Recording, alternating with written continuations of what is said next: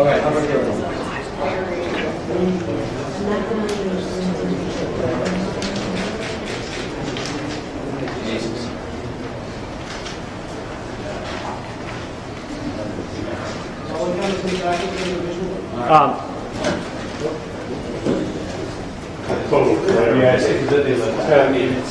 We have to shoot an advert there.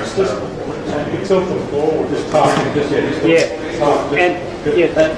That's great. A little more tilt to it. Yeah. Yes. No.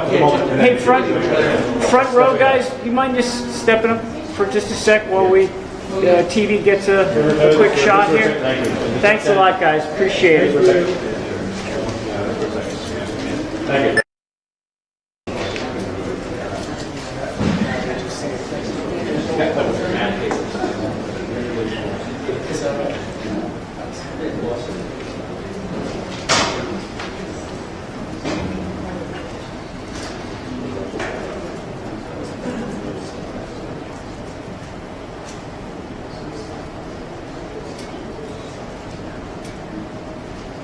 Could you do the same for the other? Sir, thank you so much. That doesn't. I don't think it needs to be. Just the tilt is the thing. Thank you, sir.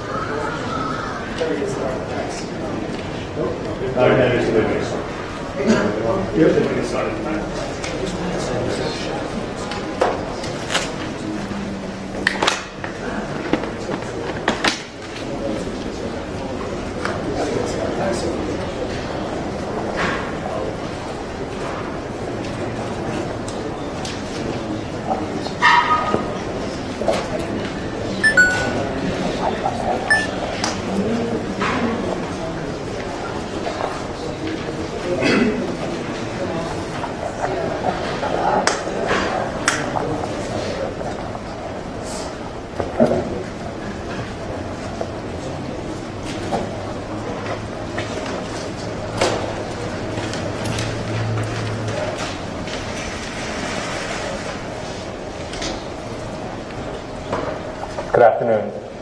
My name is June Kim. I'm the acting United States Attorney for the Southern District of New York. This summer, just as the much anticipated 7th season of Game of Thrones was getting underway, HBO found itself in a scary predicament. One that unfortunately too many of our businesses and institutions have found themselves in recently. HBO had become a victim of a malicious cyber attack. A hacker had infiltrated its networks, getting past the sophisticated defenses that HBO had in place, and then had stolen massive quantities of confidential information and proprietary data. Through anonymous emails, the hacker made his intentions clear, demanding ransom of upwards of $6 million in bitcoins. If HBO did not pay up, he threatened to release stolen scripts, plot summaries, and unaired episodes of popular HBO shows. That was July and August. Today, less than 4 months after that attack, thanks to the tremendous work of the FBI and the cyber prosecutors in our office, we are here to announce criminal charges against the alleged hacker. And that is Behzad Mesri, the man depicted on this FBI wanted poster released today. Mesri allegedly orchestrated his hacking and extortion scheme from halfway around the world, from Iran. Mesri is an Iranian national, and as alleged, is an experienced and sophisticated hacker who has been wreaking havoc in computer systems around the world for some time. Using the online hacker handle Scott Vashat, Mesri operated as part of an Iranian hacking team, and he also allegedly conducted attacks for the Iranian military, including on other military systems nuclear software systems, and Israeli infrastructure. Mesri conducted his attack on HBO in a methodical way. First, he conducted online reconnaissance of HBO's networks in the months leading up to July. Then, after several attempts, he successfully compromised a number of HBO employees' accounts and used those accounts to gain access to the system as a whole. Then, Mesri used his unauthorized access over the course of several months to steal confidential information and proprietary data, ultimately transferring it to a network, to a server under his control. Mesri allegedly stole all types of secret information that would be damaging to HBO if it were to be released. He stole scripts and plot summaries for unaired shows, including the immensely popular Game of Thrones. He stole videos of real but yet unaired episodes of other original HBO programming, including Curb Your Enthusiasm, Ballers, and Barry, a new show starring Bill Hader set to air next year. He also stole emails and financial data and documents from HBO as well. After stealing all this proprietary data, Mesri moved to the extortion phase of his scheme. He first sent emails to HBO executives and employees announcing the hack and theft of data. As he put it in an email on July 23rd, quote, "I have the honor to inform you that we successfully breached into your huge network in a complicated cyber operation, and we obtained most valuable information," close quote.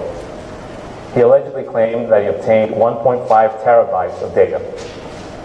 Acknowledging his history in hacking and crediting the quality of HBO's network defenses, Mesri stated in another email, "HBO was one of our difficult targets to deal with." Mesri moved on with a ransom demand, as I said earlier, first for $5.5 million, subsequently increased to $6 million in bitcoins. If HBO did not make these payments, Mesri threatened he would release the scripts and video files of unaired HBO shows and also threatened to destroy important data on HBO servers. Showing a flair for the dramatic, Mesri included in his emails iconic imagery from the Game of Thrones. For example, he doctored an image of the Night King character from the show in one of his emails, and then after eventually posting some of the stolen videos and data online, he added his own twist to the Game of Thrones catchphrase. He posted online an image of the Night King with the phrase, "Winter is coming," and added his own ominous threat, "HBO is falling." And these two, this visual shows the images that first he emailed, allegedly emailed to HBO with the Night King, and then this is the screenshot that he posted online when he leaked data, which says "Winter is coming" on this corner. On this corner he has "HBO is falling." Because Mesri is in Iran, we are unfortunately unable to arrest him today. But Mesri should know, and all other cyber criminals and would-be cyber criminals should know, that they are not safe behind the anonymity of their computer screens, even if they are a world away. If you hack our people, our companies, our institutions, we will work relentlessly and creatively, applying all the tools available to us to identify you, find you, and charge you. And at some point, and it may not be right away, we will arrest you and bring you to justice. While Mesri remains at large, there will be some real consequences for him. For the rest of his life, and he's a relatively young man in his late 20s, he will never be able to travel outside of Iran without fear of being arrested and brought here to face these charges. And let me be clear to him and to the others. The memory of American law enforcement is very long. With the public announcement today, we also want to deliver two other important messages to the public generally. First, this is a reminder that our country and our businesses remain prime targets of hackers around the world. And today's charges make clear that nation states like Iran routinely employ alleged criminals mercenaries like Mesri to conduct network attacks in America and elsewhere. As alleged in the indictment, Mesri had engaged in cybercrime on behalf of the Iranian military. And in this instance, he applied those skills that he learned against HBO for personal profit. It's worth noting that this is not the first time that our office, working with the FBI, have called out the Iranian government for hiring these kinds of alleged criminals as hackers. Last March, in a case called U.S. v. Ahmed Fatih, we indicted 7 men working for Iran's Islamic Revolutionary Guard with conducting DDoS, or distributed denial of services attacks, on dozens of American financial institutions, and for hacking into the control systems of a dam in Rye, New York, the Bowman Dam.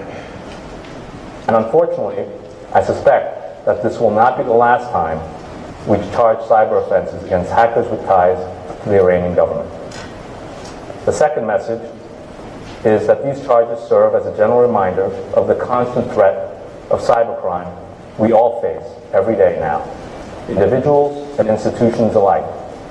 No matter how vigilant we are, no matter how up-to-date we keep our network security systems, persistent and skilled hackers can find a way in. As Mesri himself admitted, he found it difficult to penetrate HBO's systems, but he ultimately did. So the message to private businesses is this: when things go wrong, despite all your efforts to protect your systems, the government is here to help. We can help you secure your networks in the midst or immediately following a hack. We can work together to investigate and take actions against cybercriminals, stop them from doing further damage to you and to others. This public-private partnership is absolutely critical to combating the ever-growing cyber threat that is all around us. And in that regard, I specifically want to thank and commend HBO for their prompt and proactive cooperation with law enforcement. Their cooperation allowed us, together with the FBI, to not only mitigate the damages, but also to help bring the charges that we announced today. To go from a cyber intrusion of this type to criminal charges against an Iranian hacker in less than 4 months is an impressive feat of law enforcement. It is only possible because of the expertise and the commitment of the FBI, represented here today by Bill Sweeney, Assistant Director in charge of the New York Field Office, and Ari Maharis, Special Agent in charge of New York's Cyber Division. Specifically, I want to thank and recognize Special Agents Daniel DiGilio, Mark Sereno, and Andrew Smulligan, as well as their supervisor, Wolf Moser, for their excellent investigative work. Of course, I want to thank and acknowledge the great prosecutors in my office. Some of them are standing over there on the other side of the visuals. Tim Howard, Rich Cooper, and Jonathan Cohen, as well as their supervisors, as well as the supervisors of the Complex Fraud and Cyber Unit, Tim Howard being one of them and Michael Ferrara the other. In the Game of Thrones, winter is coming is the motto of the House of Stark, the rulers of the North. As you see in the indictment, Mesri allegedly used this phrase to frighten HBO into meeting his extortionate demands.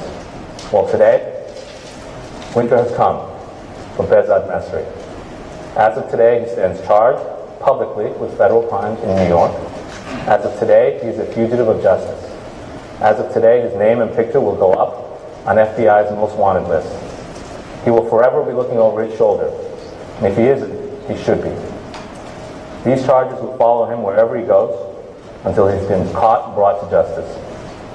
American ingenuity and creativity is to be cultivated and celebrated, not hacked, stolen, and held ransom. Hackers who test our resolve in protecting our intellectual property may think they're safe behind the anonymity of a screen name and a keyboard in a country far away. But even for them, eventually, winter will come. Now I'm going to turn the podium over to Bill Sweeney. Thank you, Jim. And good afternoon, everybody.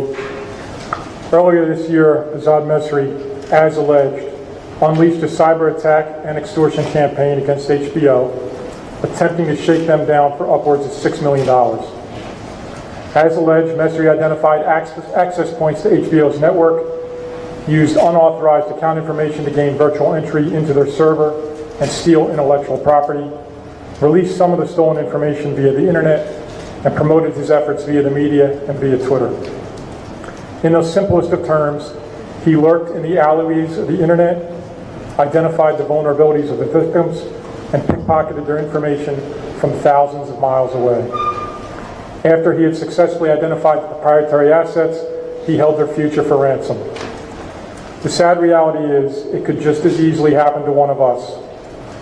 Whenever a player can use sensitive information for their own gain, any one person or company can be a target. From our vantage point at the FBI, we've recently seen an increase in hacking for extortion cases across multiple industries. Unhindered by national borders, perhaps sometimes emboldened by the thought they can hide behind them, cyber criminals are uniquely situated to win, while many of their targets are unwittingly set up to lose. This needs to change. We put a great deal of time and effort into securing the indictment today, as our overall goal is to diminish the threat and send messages that will change behavior. We are looking to impose costs wherever we can. That means we will look to publicly identify operators like this with indictments. We will seek civil actions to seize their computers, and we will pursue sanctions with the Treasury Department. We will also work with our federal, private sector, and global intelligence partners as well to obtain justice and to use those same national borders against you. While an individual indicted for this type of behavior may not immediately appear in a U.S. courtroom, other things are about to change. The ability to freely move from country to country may be one of them. And to paraphrase one of Mr. Mesri's emails, good luck. We have cyber agents embedded with our international counterparts in strategic locations worldwide, helping to build relationships and coordinate these investigations. We have legal attachés, special agents in more than 80 countries worldwide, covering 200 others around the globe, including 20 special agents who are assigned specifically to cyber issues. A decade or so ago, we protected our personal information in a significantly different way. We now live in a world where our entire lives play out online, making it increasingly more difficult to safeguard our personal and corporate data. We believe we can solve this problem if we work together to stay ahead of the cyber threat and adapt to the changing technologies. Today, we believe, is another example of a step forward in that direction. Many thanks, as always, to our partners here at the Southern District, to June and your team, to Chiefs Tim Howard, Michael Ferrara, AUSA's Rich Cooper, Jonathan Cohen, and Heather Alpino from Maine Justice.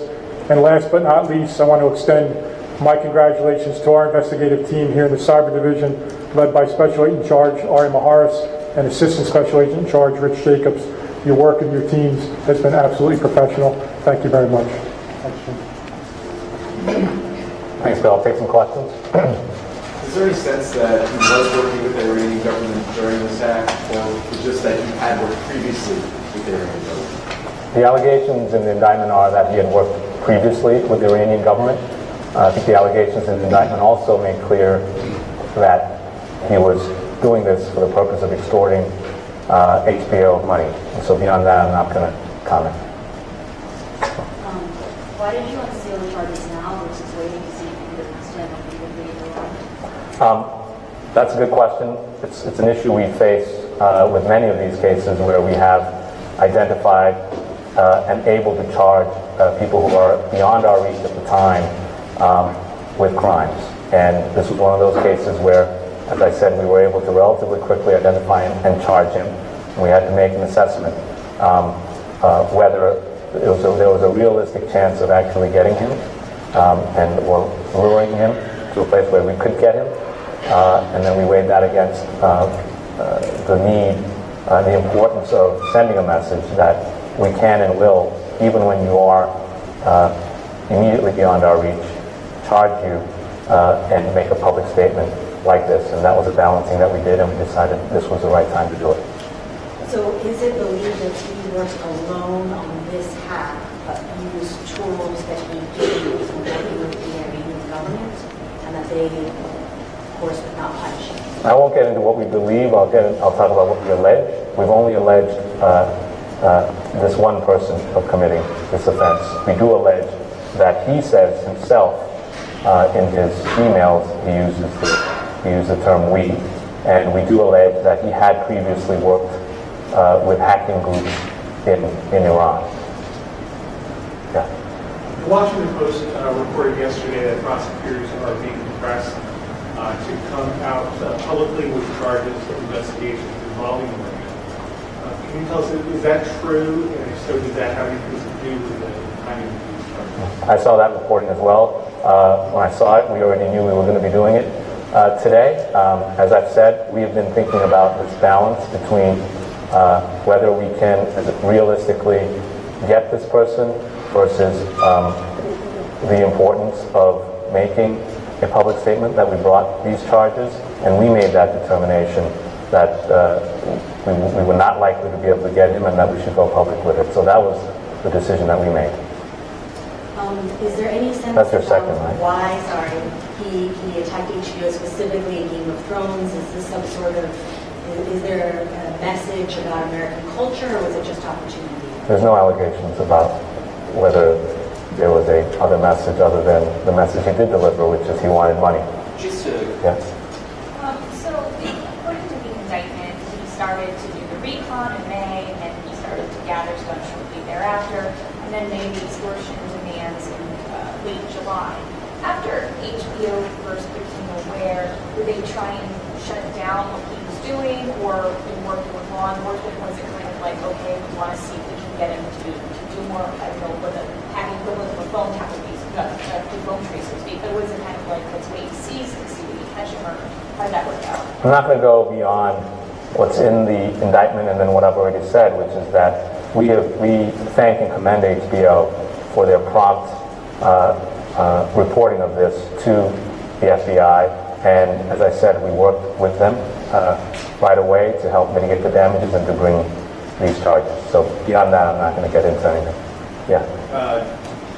I assume they didn't pay any of this ransom. Again, without getting into what's beyond the allegations in the indictment, you will see in the indictment that there was a demand for 5.5 million bitcoins that increased to 6 million bitcoins, and then eventually, at some point, Mesri allegedly posting confidential proprietary material online. So that's all I'm going to say beyond on that. What's your advice to them about getting a story like this and whether or not to pay? Yeah, our advice would be to reach out to law enforcement and that we can work with them. And the FBI is incredibly experienced and professional in this regard, and we can walk through with them the options and discuss it with them. June, will you take an off-topic question? Sure. When you and Preet were colluding against the Turkish defendants, is that sort of like a thing, or do you have any response to the Turkish accusation? I assume that's a joke. You tell me. And it's a reference about, I believe it's a reference to the fact that it appears that an investigation has been launched in Turkey into me personally and my predecessor Preet Bharara in connection with the prosecution on behalf of Reza Zareb. I'm not going to say much about that beyond, I've read that. I've also read reporting that there's belief among some that our prosecution is being driven by domestic Turkish politics. I've even read statements made that our office, the Department of Justice, and our court have been infiltrated by Gulenists. Needless to say, it's our view that those claims are ridiculous on their face. Anyone who knows, obviously, our office and the department and understands our justice system would recognize those as ridiculous claims. And frankly, it displays a sort of a fundamental misunderstanding or lack of understanding of how our system of justice works and frankly the rule of law works. This case, our case, the prosecution that's going on and will be starting next week in the courthouse, was brought and will be continued to be brought and prosecuted by career prosecutors, by career FBI agents and investigators who are driven by nothing other than following the law and the evidence and enforcing American laws. They're not driven by Turkish domestic politics. They're not Gulenists. They're brought for the simple reason that these defendants allegedly committed U.S. crimes. And the defendants are charged with serious crimes. They're alleged to have used the U.S. financial system to transact hundreds of millions of dollars with Iran, knowing that it was being done to evade Iran sanctions. They're charged with money laundering. They're charged with bank fraud. These are crimes that are important to this country and go to the national security of this country. These defendants' conduct, allegedly, was a big hole in the Iran sanctions regime. And that's why the case is being brought, and that's the only reason. And beyond that, I'll let the evidence at the trial speak for itself. One more question? Mr. Kim, for the FBI, in terms of, in this case, in terms of the actual difference that this is going to make in Mesri's life, since he can't be extradited, what will change in his life as a result of facing these charges? One of the simplest things that'll change is he's going to have to think about where he wants to go and where he wants to stay for the rest of his life. Other than that, we're willing to help him get back here, but he's stuck. All right, thank you very much.